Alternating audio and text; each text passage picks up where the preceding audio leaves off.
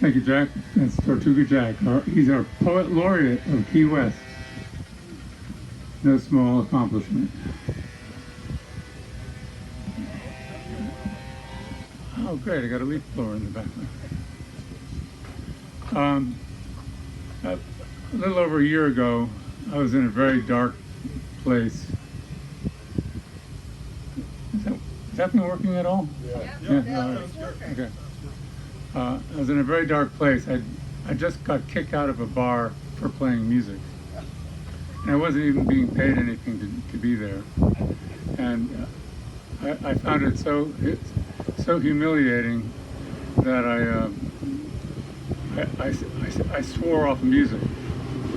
And I have a vast collection of very valuable musical instruments, and they just gathered dust for a year until very recently. And I had enough money. I had made my fortune. It wasn't a matter of being cut out of my livelihood or anything, but it was just the principle of the thing. And it's like I couldn't get arrested in this town to get a job playing music. So I did something that I'd thought about doing for a long time, but always resisted. There is this group in town called the Key West Poetry Guild, and they meet every Sunday, every first Sunday of every month, and they just gather in a circle, and everybody reads something that they wrote either recently or even if it's old, it doesn't matter. And there's not a lot of criticism involved. It's just kind of a brotherhood, sisterhood kind of thing. And I took this little thing out of mothballs. This is just a little harp that I bought on eBay for 80 bucks 10 years ago, and just for something to noodle on or take on trips. I've got a house full of harps, some of them in various states of repair, but this is my, in fact I gave one to Jane. She uses it for decoration. I'm going to help move this stuff out of here. Okay. I'm not the world's tidiest person. There we go. All right, let me tell you about who I am. My name is Steve Allerton. Actually, there were Allertons on the Mayflower. There were two of them. One of them died the first year. The other one was sent back to England for embezzlement and licentious behavior with the females. So I'm not exactly sure how closely I'm related, because that plane go overhead. But who wants to be, related to those people anyway? They're, the Puritans. They're so, what's the word? Puritanical. That's it. He's a fast one. So anyway, I grew up in the environs around New York City. I went to public school, and by the time I was 13, I'd been accosted by the school bully nearly every day to steal my lunch money. And one day he picked me up by my head, and I passed out, and he dropped me on the ground, and I I went to the hospital, had a massive hematoma. A few months after that, I was on the basketball court, and a little Puerto Rican guy we were playing basketball, and he faked a pass at my chest and threw the ball as hard as he could right into my nuts. And I went again to the hospital, and to this day I have a testicle that hangs an inch lower than the other one. That's humor. That's my idea of humor. What's that? What hurt more? Definitely the testicle thing.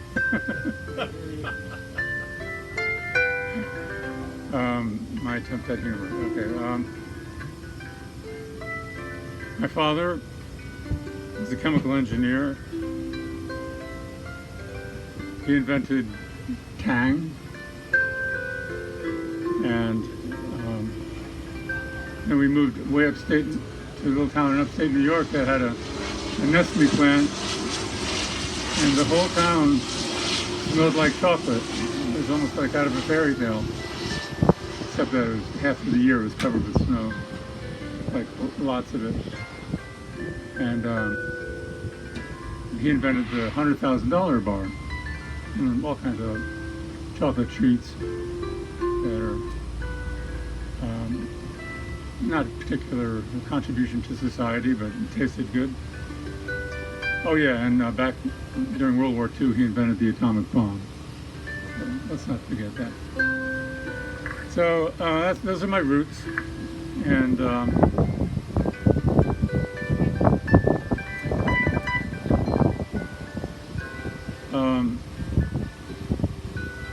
so after I was 13, we moved up to upstate New York. It was a little safer there, and life was very simple for me at that age. It was, kill or be killed, or survival of the fittest, and fixing up, broken motors in the garage and making go-karts. That's what my life consisted of. I was a terrible student. I think these days they would have given me some Adderall or something, and I would have been built valedictorian. But left to my own devices, I was a C student at best. But I was good at art, so they sent me to art school, and well, that's a whole other story. Let's not get too far astray. Then I graduated from college and went back to Fulton to live in my parents' house. So in that way, I was ahead of my time. I was like a millennial. Way back in the 70s. And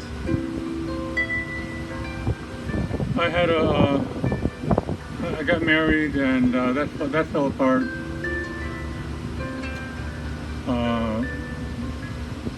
Following a car accident I had in Mexico, where I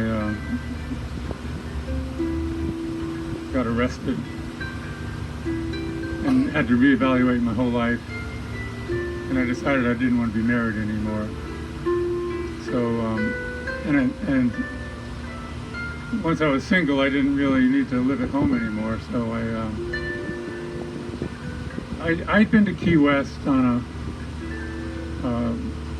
adventure sometime before that, and it made a real impression on me.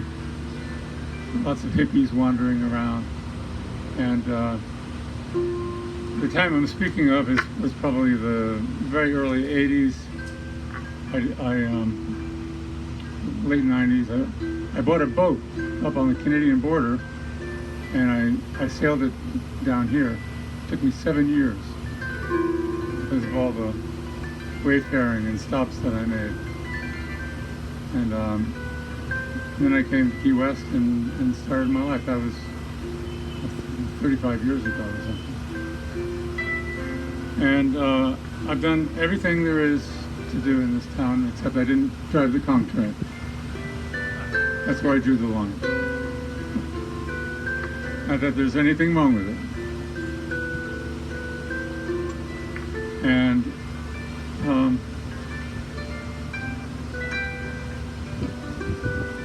I taught myself how to play the harp. I saw one for sale on in the Key West Citizen, back when the Key West Citizen had great classified ads. And I went and bought the harp. I didn't know how to play it at all. But if you look at it, it's not hard to understand. A guitar is very cryptic. A piano is cryptic, but this is just thick, long note. Thick, long string is a low note, and a short, skinny one is a high note. And And then one day I got a call asking me if I would play at a wedding. And I've learned to just always say yes, no matter what. So the wedding was in 6 months, and I decided, well, that's enough time for me to learn how to play Here Comes the Bride. So I played Here Comes the Bride 20 times a day for 6 months, and pulled off the wedding, and then I was booked for the next 5 years. Had the most magnificent life. It was very lucrative. I could make more money on a Saturday afternoon than I would at my regular job working all week. And I bought real estate back then too, and that didn't hurt. So then when the debacle of the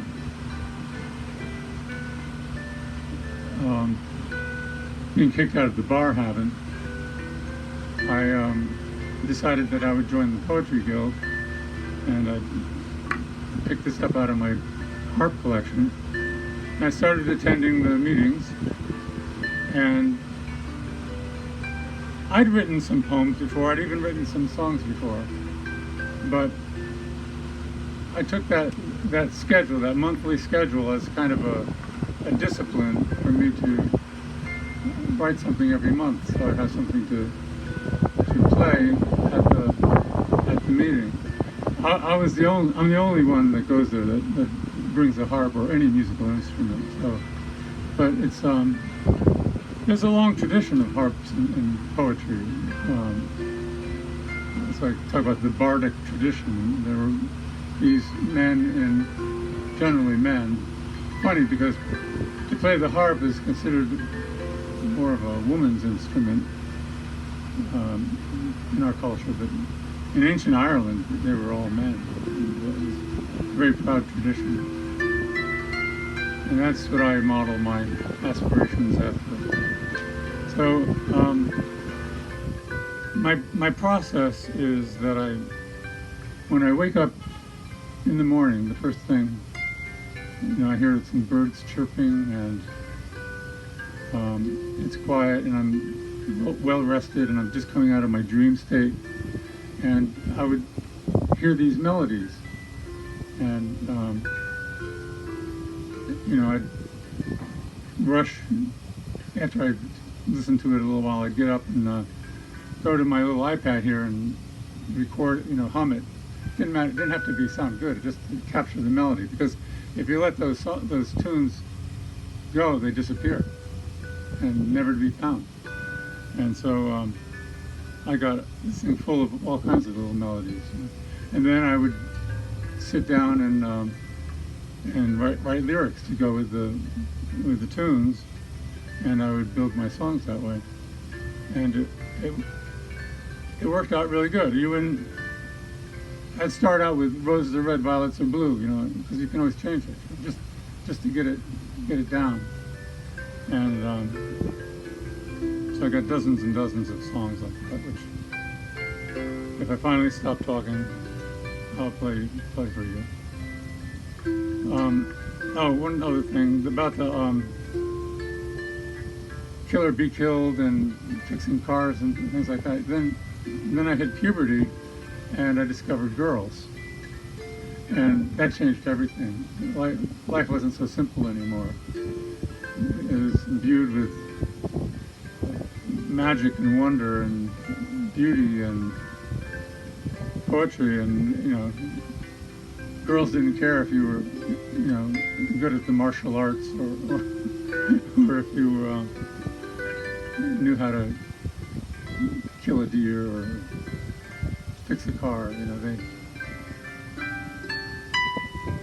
Which I didn't know what they wanted. It was a mystery, but I wanted them to want me, to like me, to love me.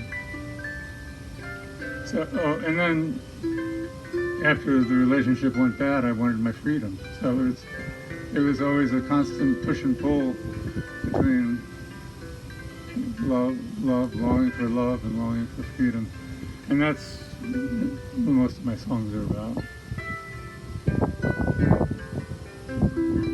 This one. Oh, I asked Jack, for some tips. I've never done anything like this before. I've played, I've performed, but I've never. Oh, good. I got some people coming. Thanks for coming. There's chairs over there you can drag around if you want. I asked Jack, when he told me I was selected to do this, if he had any tips. And, I thought he'd say, like,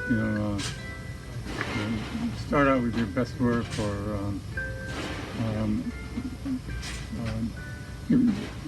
give him a tight 10, or leave him wanting more, or my favorite one, pretend that the audience doesn't have any clothes on.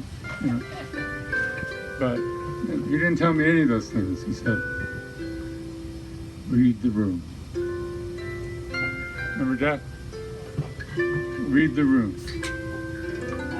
So I've got a spy in the audience, and she's yeah. It wasn't a lot of help. But we'll see, maybe.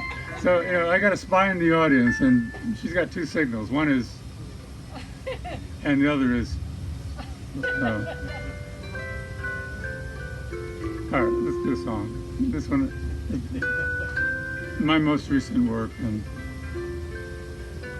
I guess you always like your most recent work the best. Oh, this one has to do with my brother Paul. He died 25 years ago. He was gay, and one day he made a grand announcement to everyone in the family. And he announced he came out, and he told us that he was gay, and we all just laughed because, he said, we knew you were gay because when we went on camping trips, instead of singing, Kumbaya and Camptown Races, you sang the whole score from Oklahoma. He's into show tunes. Anyway, Paul was a wonderful singer, wonderful musician, but he was painfully shy, and he couldn't perform. In fact, he went to music school, and he aced all his courses, and the only thing he had to do to graduate was do a recital. And he had so much performance anxiety that the night before the recital, he got on a train and left town. Went out to San Francisco. And he died not too long after that. But he met, back in the days of AIDS, but he had a boyfriend. He was crazy about this guy, Kino was his name. And Kino was exactly the opposite. He was an aspiring actor. And they crisscrossed the country, going from New York to California, following his career. And Paul was his dutiful companion, partner. And one time when they were in New York and it was wintertime, they got into a lover's quarrel. And Paul got kicked out of the apartment. And he had no place to go, so he spent the night in the stairwell in this freezing weather and nearly froze to death. And word got back to us and the family, and we were outraged, but they made up and forgot about it. But one day I was talking to Paul, and I said, how can you take that shit? You could do better. That guy's terrible to you. And he looked at me and he said, I don't want to be in love with someone and just be lukewarm. I want to be the one who loves too much. And I could, just by looking at him, I could tell he meant it, and I knew what he meant as well. So I didn't even say another word. So a couple of months ago, when I was working on this song, I don't have any control over the lyrics. You know, I'll write down roses are red, violets are blue, and then the whole theme of the song transitions until it's finished. It says what it's supposed to say. And it's usually about what I described, that push and pull between love and freedom. Anyway, the name of this song is, yeah, I know, I'm finally going to sing. Maybe I should drink some water.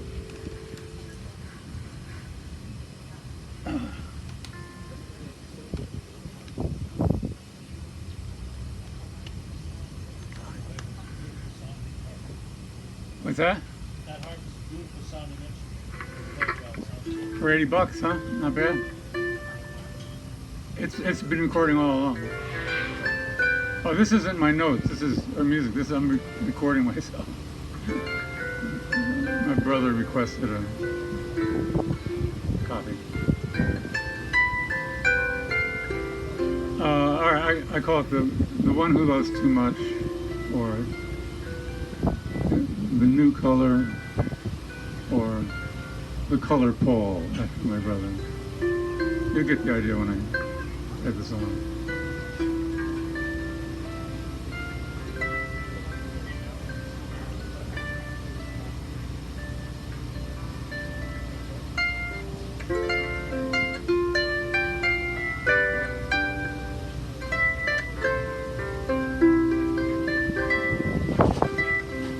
I would walk till my shoes had no leather, to find feathers and flowers for your bed.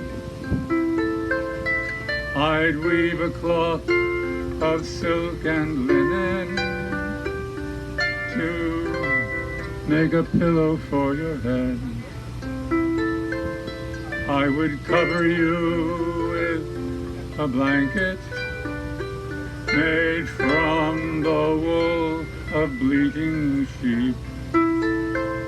And I'd sit and I would pray that you'd never go away, and I'd guard and protect you while you sleep. Between two lovers there is always one who loves more. There's one who walks and one who crawls and mops the floor. One is like an open flower, and one has all the power, but never knows the inner beauty of the heart.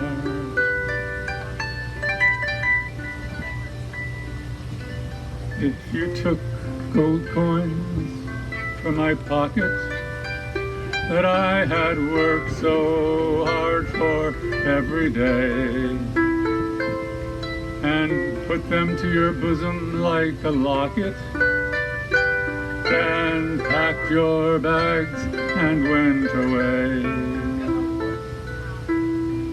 You came back in 5 years without a penny, and said our love was here to stay. I would take you to my lips and would taste your liquid kiss and tell you that everything's okay.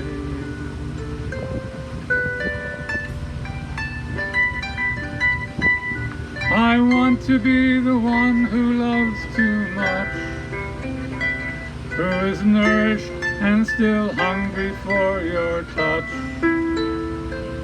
How high I fly, or far I fall, what might come or might befall.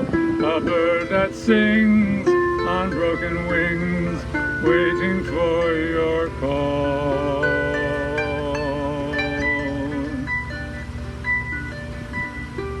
When you're wandering through the forest on a dark and windy rainy day, and you don't know quite where you are,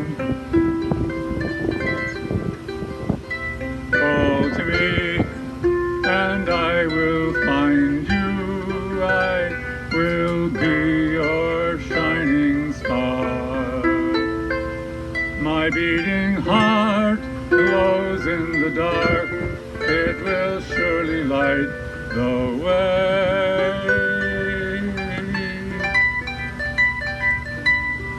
If you die before me, I will look for you in the clouds when the golden sun peeks through.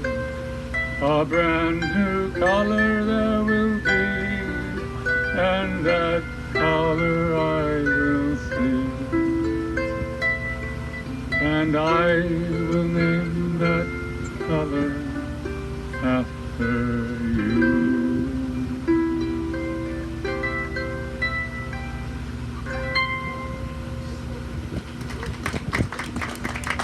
Oh, how wonderful that sounds.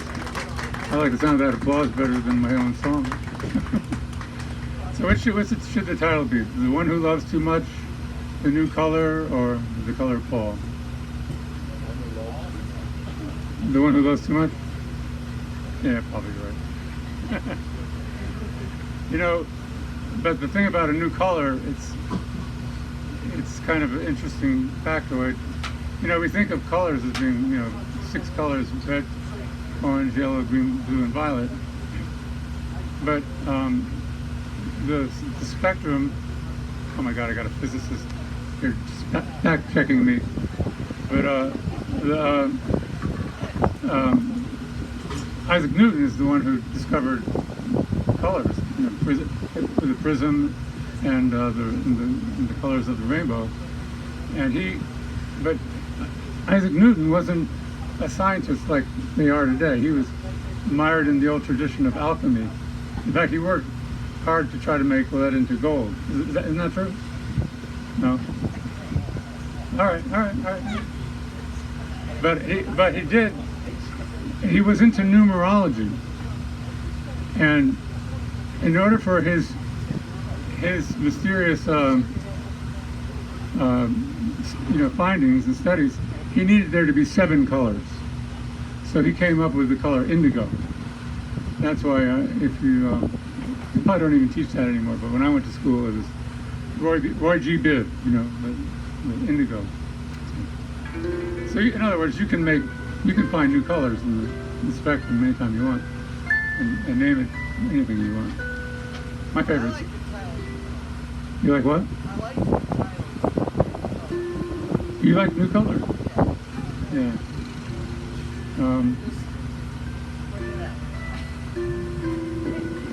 It's because you like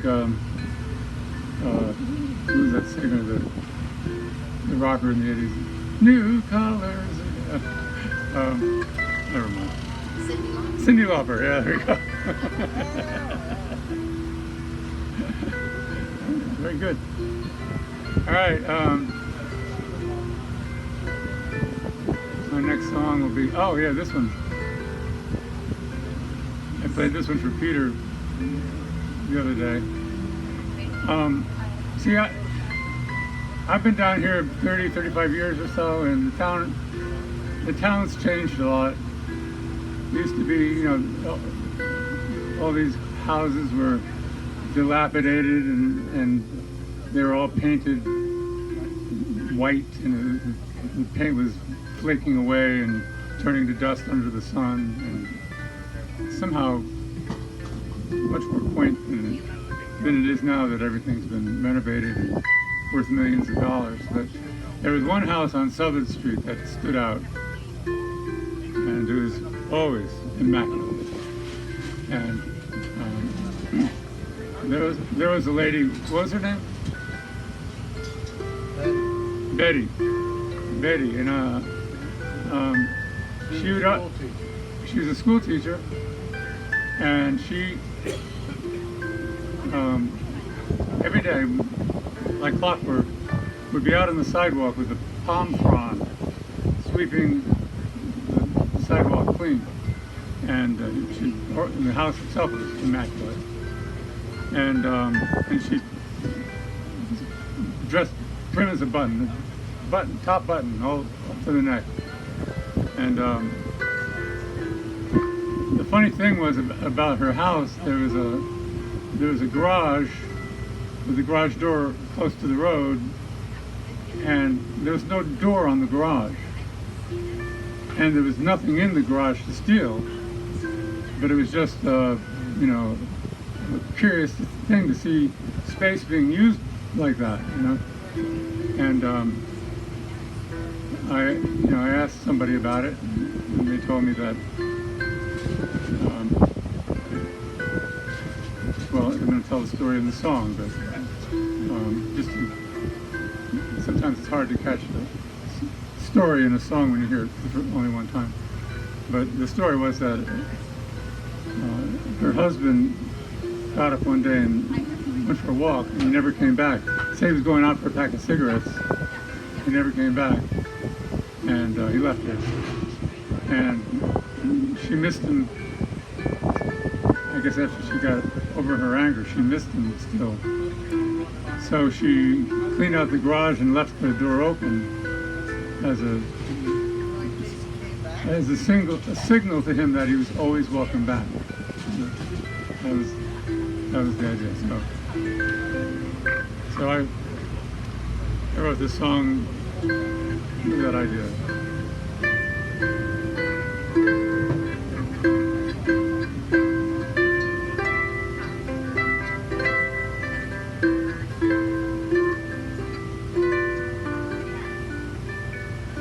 With a palm frond she sweeps most every day the scarlet leaves and stray debris are roundly scattered. Her tall white house is always clean, a place for everything is all that matters. She looks both ways along the road for an old ghost or long lost friend who she once knew.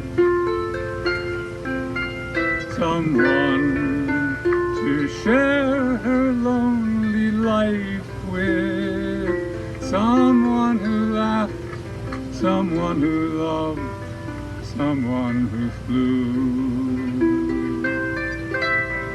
It happened in the heart of old town, and in that heart, the heart itself was broken. But the heart knows what it wants and what does not. Truer words were never spoken.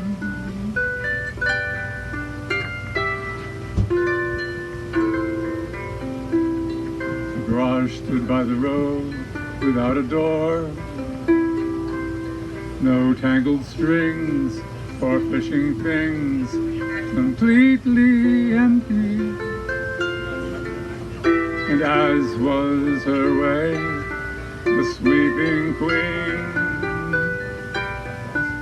did her best to keep it clean and sanitary. Story goes that her man of many years rose from his chair without a care to take a walk. He never returned to her, most unkindly spurned her. Forever after, the cruel tongues of town would talk. It happened in the heart of old town, and in that heart, the heart itself was broken. But the heart knows what it wants and what does not. Truer words were never spoken. So she sleeps with her frond most every day. She has a place for everything but her sad sorrow.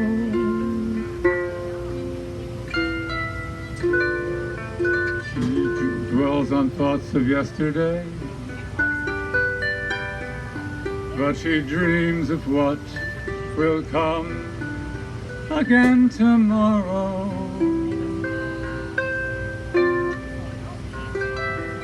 The garage stands like a billboard on display, a love letter to her man as if to say, do what you have to do to come back, and if you do, the open door is always there to welcome you. It happened in the heart of old town, and in that heart, the heart itself was broken. But the heart knows what it wants and what does not. Truer words were never spoken.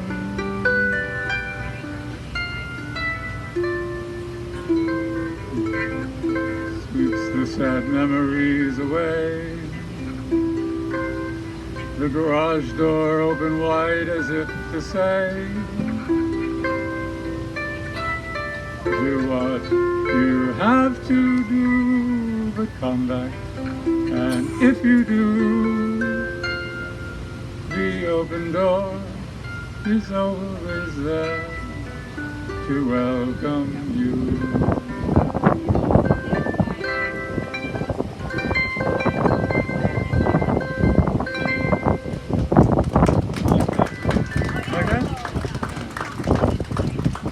Old Key West.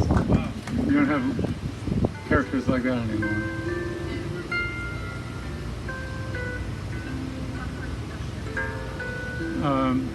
Alright, well, while we're on the topic of Old Key West, here's a song I wrote years ago. It used to be a term that we used to use widely down here. Some people still do. Mostly had to do with old cars that people rode around in. You know, there'd be rust buckets and there'd be wild paint jobs on the side. It was the old hippie days, and nobody had very much money. And we'd call it a conch cruiser. And the term got to be applied to almost anything that was, you know, run down and broken down, but still work. You know, that was the idea. It could have, you know, it could be a rust bucket, but you know, it had to start up. You know, you might want to have to drive it out of the Keys if there's a hurricane or something. And otherwise, you didn't even really need a car because everybody got around on bicycles. And, so I wrote this song. I call it Conch Cruiser.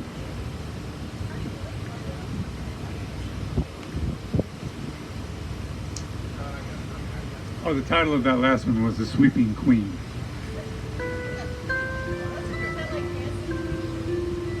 Yeah, like ABBA.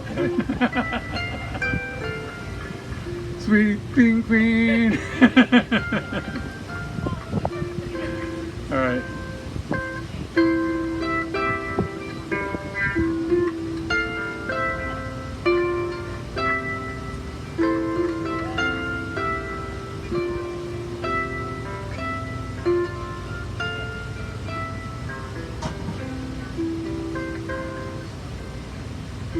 here in the Keys.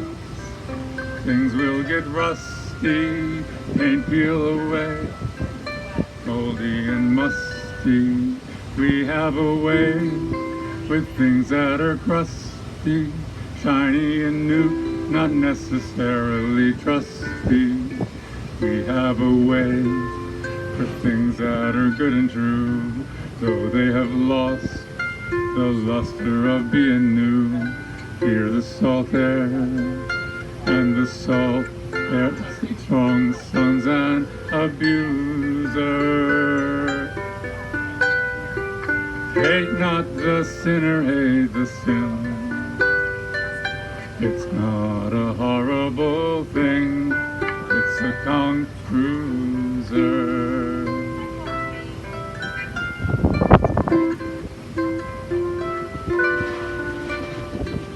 I have a bike parked right outside my door, out in the rain. Summer, spring, winter, fall, only one gear. It's not quite such a thrill. Mountain bikes pass me like I'm standing still. But in the morning I'll go and get me a warm and steaming cafe con leche. My bike will be there for me to use her. Hate not the sinner, hate the sin. It's not a horrible thing, it's a conch cruiser.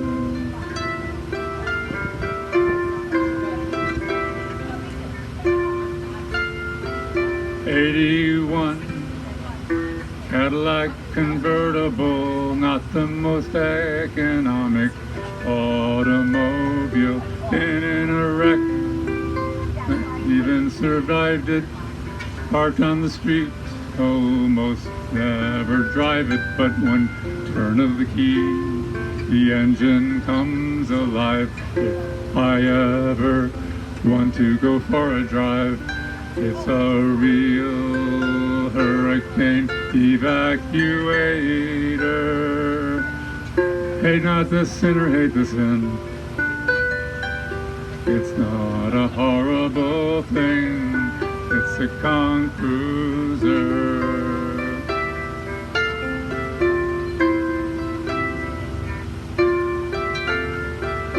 I knew a girl, her name is Malabar, a Cuban girl, working the titty bar. She was tattooed everywhere you could see, not a miracle of modern dentistry, but she was kind to small animals, even harbored petty criminals. Good for a small loan as long as you didn't abuse her. Hate not the sinner, hate the sin. It's not a horrible thing, it's a conch cruiser.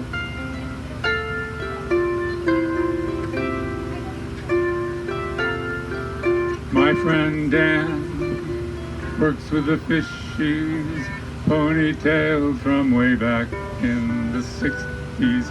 One day while diving, poor guy got the bends. Now he smokes a joint, burning at both ends. But if you want to haul a motor out, or if you just want someone to hang about, give Jan a shout. He will never refuse ya. Hate not the sinner, hate the sin. It's not a horrible thing, it's a conch cruiser.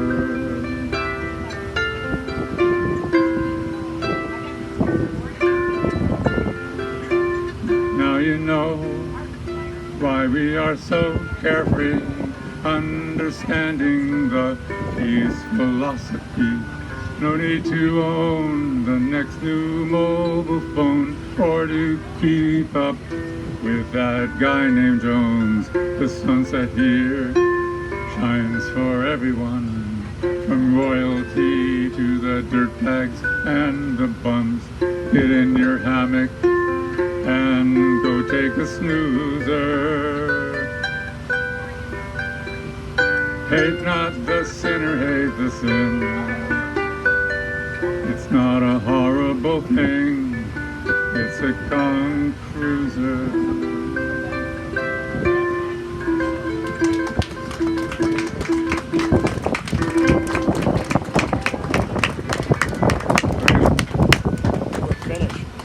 That's it? We're finished, yeah. Little round for Steve Allerton, folks. Steve Allerton. Thought I did. 15 minutes of bliss. Steve doesn't realize he was up here 50 minutes. Do you, Steve? You realize you're up here 50 minutes? 50? 50. Oh, wow. 50. 50. Well, So anyhow, my monologue took up half of it. Steve Allerton, folks, with his harp, and you know, these poetry sessions up here. I want to thank you, Steve. It's a big